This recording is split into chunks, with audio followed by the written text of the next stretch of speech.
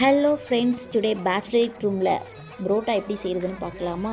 எங்கள் ரூமில் நாங்கள் 4 பேர் ஸ்டே பண்ணியிருக்கோம். ஸோ 4 பேருக்கு ஒரு 1/2 கிலோ பாக்கெட் மைதா மாவு ஃபுல்லாகவே நாங்கள் தட்டி எடுத்துக்கிட்டேன். அது போதும் அப்படின்னு சொல்லிட்டு அப்புறம் அந்த மாவை என்ன பண்ணிக்கிட்டேன், சென்டரில் அந்த மாதிரி ஒரு கொஞ்சம் குழி தோண்டிக்கோங்க. அதுக்குள்ளே எல்லாமே ஊற்றி பிசையும் போது கொஞ்சம் நல்லாயிருக்கும், அங்கங்கே ஸ்ப்ரெட் ஆகாமல். ஸோ அதனால் அந்த மாதிரி க்ரியேட் பண்ணிக்கிட்டேன். அப்புறம் வந்து 2 டேபிள் ஸ்பூன் சுகர் ஆட் பண்ணிக்கோங்க. இல்லை உங்களுக்கு கம்மியாக வேணால் கூட அதை கம்மியாக ஆட் பண்ணிக்கலாம். 1 டேபிள் ஸ்பூன் வேணால் சுகர் கம்பல்சரி ஆட் பண்ணணும். அப்புறம் 1 பிஞ்ச் சால்ட் ஆட் பண்ணிக்கோங்க. அப்புறம் வந்து ஒரு ஃபுல் எக் நான் எடுத்துக்கிட்டேன். 2 எக் ஊற்றலாம், கொஞ்சம் நல்லாயிருக்கும். பட் என்னோடய ரூம்மேட்ஸ்க்கு வந்து எக்கோட ஸ்மெல் வந்துருச்சுன்னா நல்லா இருக்காது, ஸ்மெல்லாக இருக்கும் அப்படின்னு சொன்னதுனால அது பண்ணேன். அப்புறம் ஆயில் இப்படி ஊற்றிக்கோங்க.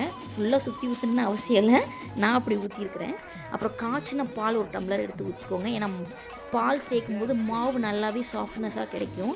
அப்புறம் எல்லாத்தையும் சேர்த்து நல்லா பிசைஞ்சிக்கிட்டே இருக்கும்போது ஹாட் வாட்டர், கொஞ்சம் வார்ம் வாட்டராக எடுத்துக்கோங்க. எடுத்து ஊற்றி அகெயின் பிசைங்க. நான் ஃபஸ்ட்டே ஊற்றிக்கல, அதுக்கப்புறம் இப்படி உதிரியாக வந்ததுக்கப்புறமா ஆயில் அப்ளை பண்ணேன். அப்போ தான் வந்து எல்லா மாவுமே இப்படி சுற்றி வந்துடும், எந்த மாவுமே வேஸ்ட் ஆகாமல் மொத்தமே இப்படி வரும்.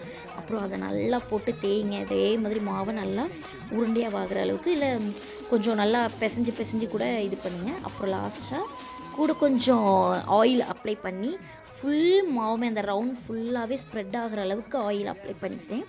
அதை பண்ணிவிட்டு ஒரு 1 ஹவருக்கு வந்து ஒரு வெட் கிளாத் நல்லா எடுத்துகிட்டு அது மேலே வந்து க்ளோஸ் பண்ணி வச்சுருங்க. திரும்ப ஆஃப்டர் 1 ஹவர் கழித்து அதை வந்து சின்ன பால் மாதிரி உருட்டிக்கோங்க. அந்த வீடியோ நான் கிளிப்பிங்ஸ் ஆட் பண்ணலை, அதை எடுக்கலை. அதுக்கப்புறமா பரோட்டா என்ன பண்ணுவாங்கன்னா வீசுவாங்க கடையிலலாம். அது எனக்கு சுத்தமாக வரல. நானும் எவ்வளவோ ட்ரை பண்ணேன், என் கையிலே மாட்டுது, இல்லைன்னா பெய்யுதே தவிர எனக்கு வரல. அதனால் நான் என்ன பண்ணிக்கிட்டேன், இப்படி நல்லா மாவை வந்து இழுத்தோம் அப்படின்னா ரப்பர் மாதிரி வந்துச்சு. ஸோ அதை வந்து இப்படி சுருட்டி வச்சுருக்கேன். கொஞ்சம் இப்படி இழுத்திங்கன்னா நல்லா வரும். அதே மாதிரி நான் செஞ்ச மாதிரியே கொஞ்சம் இப்படி சுற்றி வச்சு அதை ஒரு 15 to 20 மினிட்ஸ் அகைன் ஊற வச்சுருங்க. ஊற வச்சின மாவை திரும்ப எடுத்து பார்த்திங்கன்னா நல்லாவே சாஃப்டாக இருக்கும். திரும்ப அதை வந்து என்ன பண்ணுங்கள், லைட்டாக ஆயில் ஊற்றி இப்படி கொஞ்சம் விரித்து விடுங்க. பக்கத்தில் நெய் இருக்குதுன்னு யோசிக்காதீங்க, எனக்கு நெய் ஸ்மெல் பிடிக்கும். ஸோ அதனால் நான் என்ன பண்ணேன், ஆயிலுக்கு பதிலாக கொஞ்சம் நெய் அப்ளை பண்ணி விரித்து விடுவோமே அப்படின்னு சொல்லிட்டு கொஞ்சமாக நெய்யை ஆட் பண்ணி விரித்து விட்டேன். இதே மாதிரி நம்மளுக்கு சப்பாத்திகள்கிட்ட தான் விரித்து விடணும்னு அவசியம் இல்லை. அந்த உருட்டுறதை வச்சு நம்ம கைட்டே விரித்து விட்டாலே போதும். இதை இப்படி நம்ம கைட்டை விரித்து விடும் போதே நல்லா அந்த உள்ளெல்லாம் ரவுண்டிங் நல்லா வந்திருக்கோங்க பாருங்கள், சூப்பராக வந்திருக்கா. அந்த மாதிரி எடுத்துகிட்டு ஒரு பேனை நல்லா ஹீட் பண்ணிவிட்டு அதில் ஆயில் நல்லா அப்ளை பண்ணிக்கோங்க, ஊற்றிட்டுக்கோங்க ஃபஸ்ட்டே. அந்த ஆயிலும் கொஞ்சம் ஹீட் ஆனோடனே புரோட்டாவை போட்டுக்கோங்க. கல்லில் 2 புரோட்டா போடலாம், பட் எங்கள் கல்லோட பேன் வந்து ரொம்ப சின்னது. ஸோ அதனால் நான் ஒவ்வொரு புரோட்டாவாக போட்டு எடுக்கிறேன். இப்படி வந்து கோல்டன் ரெட் மாதிரி வந்ததுக்கப்புறமா ஃப்ரண்ட் அண்ட் பேக் திருப்பி போட்டுக்கோங்க. என் ஃப்ரெண்டு பரவாயில்ல நம்மளுக்கு புரோட்டா மாதிரி வந்துருச்சு, என்னமோ நினச்சேன் அப்படின்னு சொல்லி கிண்டல் பண்ணிகிட்டு இருந்தா.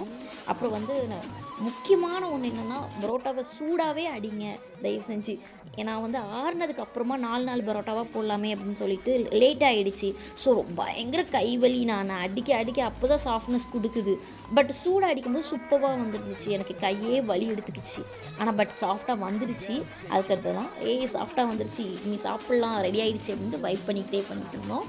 அதுக்கு பெஸ்ட்டாக ஒரு சிக்கன் கிரேவி வச்சுருந்தா, என் ஃப்ரெண்டு தான் வச்சுருந்தா. அதுக்கு அந்த புரோட்டா வச்சு சாப்பிடும்போது என் ஃபேஸ் ரியாக்ஷன் பாருங்கள், அவ்வளோ சூப்பராக வந்துச்சு. தேங்க்ஸ் ஃபார் வாட்சிங்.